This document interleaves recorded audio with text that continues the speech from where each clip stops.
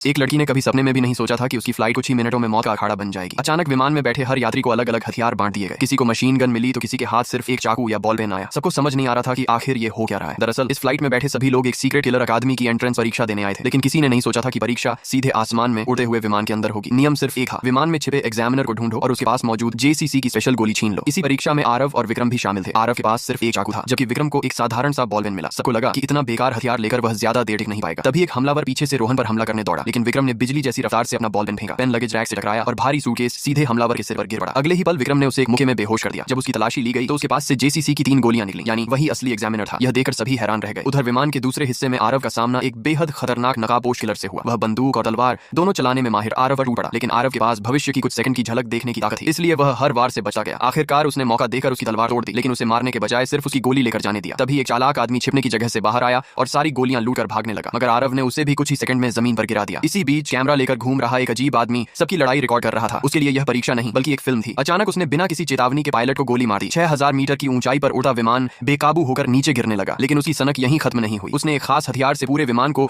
बीच से 2 हिस्सों में काट दिया। अब सभी को अपनी लड़ाई छोड़कर सिर्फ जान बचाने की चिंता थी। कोई पैराशूट नहीं था, नीचे सिर्फ गहरा समुद्र था। तभी एक छोटी सी लड़की आगे आई। उसने सबके कपड़े इकट्ठा करवाए और अपनी शानदार सिलाई से कुछ ही मिनटों में एक विशाल कपड़े का पैराशूट तैयार कर दिया। सभी ने उसे पकड़ लिया और उनकी गिरने की रफ्तार काफी कम हो गई। आखिरकार वे सुरक्षित समुद्र में उतर गए, लेकिन एक लड़की तैरना नहीं जानती थी। जैसे ही वह डूबने लगी, विक्रम ने बिना देर किए पानी में छलांग लगाई और उसकी जान बचा ली।